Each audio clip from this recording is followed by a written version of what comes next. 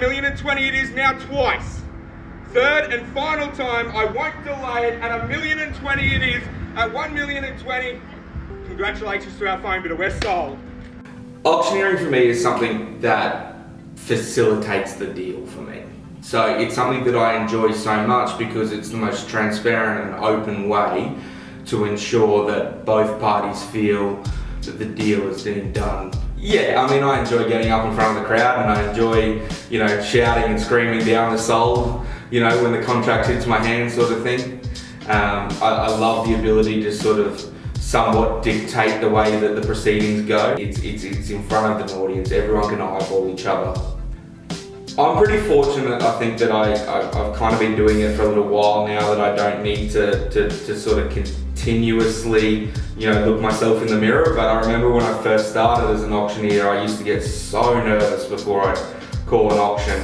The night before, I'd write out a full script and I'd try and memorize it and do all of these sorts of things. But I think that the biggest or the key aspect to understanding your call is to don't ever be anything other than yourself in that call. There has been times where somebody who thinks they're a bit cleverer than the auctioneer will start out with $836,532 or something like that, and you just say, "We enjoy the commentary, sir, but at 836, let's round it up to 840 and we'll kick it off from there." I can think of another auction I called for Chris Massey from the Ray White Northern Corridor Group over on Bribey Island of all places. It was a sort of half-empty medical centre. It came with a bit of a block of land there.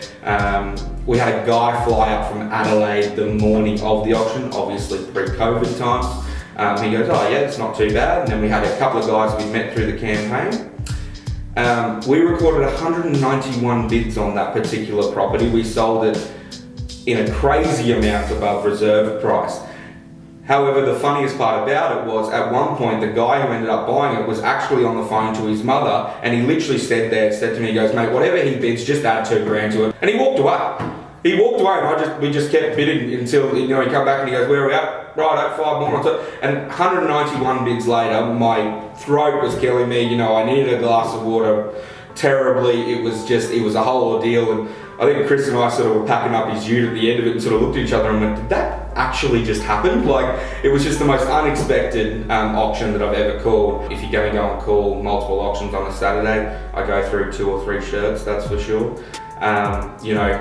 Red hair, in the sun, suit on, probably not the best mixture for me. I'll always start with an intro who the team that we're calling an auction for is, the rules of engagement, the contract of sale, a little bit about the property before I hand it over for your spirited bidding endeavours. It's the standard line that we always go through, and if you know those sort of compartmentalise that part of the call, in the preamble, then I don't think you can go wrong.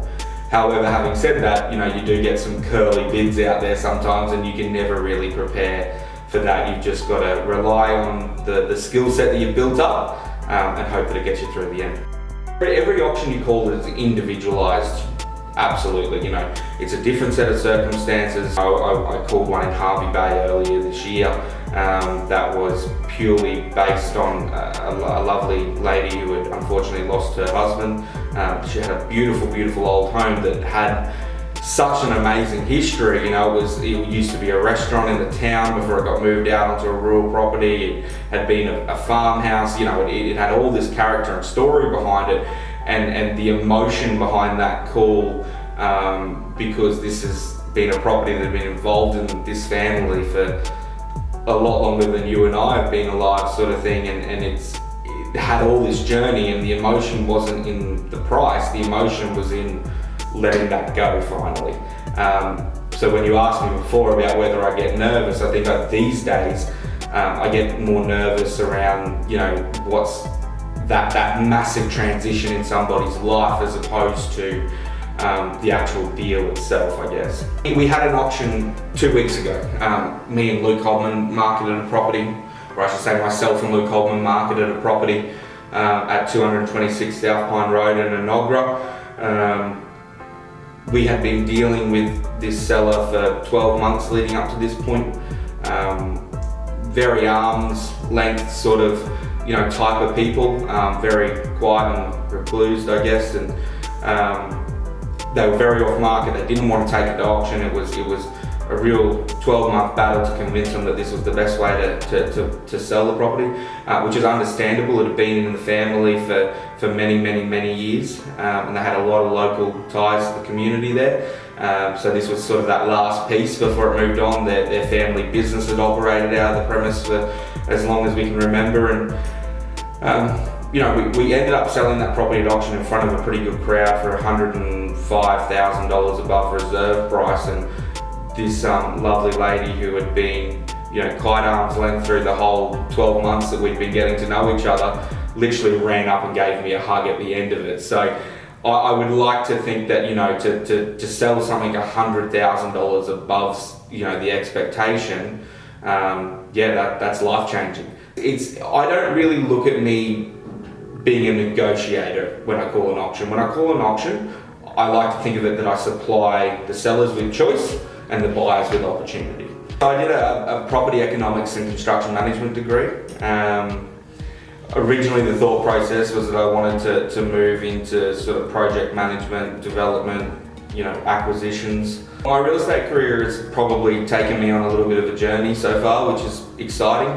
Started on the Sunshine Coast, then I came to Brisbane for a little while, but then spent a few years in Melbourne, which is probably where the auctioneering thing developed completely.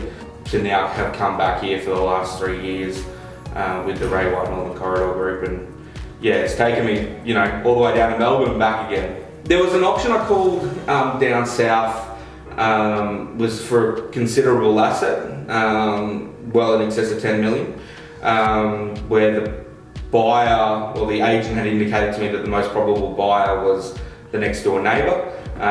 He's a pretty prominent businessman, so I'll keep the privacy part of that there, but I was a little bit nervous around the way that was sort of going to facilitate, because there was sort of only him and one other party, and I knew that we were sort of needing to stretch that as far as we can to ensure that we got the best price for the vendor. At the end of the day, it all worked out pretty well, but you know, when you're starting to deal with some of those higher profile people, then it does become a little bit nerve-wracking to make sure that, you know, you play your part and you do it correctly.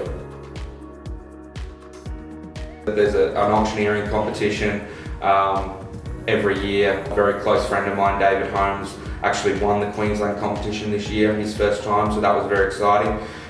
From there it'll go to an Austro level, and then obviously we normally do something between New Zealand and Australia. So essentially you have, I guess, actors, you would call them, not quite, you know, Meryl Streep, but you know, people who run off what is called a bidding sheet. So as auctioneers, we'll get a copy of a property, or we'll get driven past the property at the start of the day, or in the heats. You get it in a couple of days prior to the actual event. You got to come up with your own, you know, intro spiel and all of that sort of stuff. All the auctioneers get locked in a room so that they don't hear the bidding sequence of the previous competitors. And then you come out and call an auction as if you would, and then there's obviously a grading and a marking sheet depending on how that auction call goes. We've had some great results.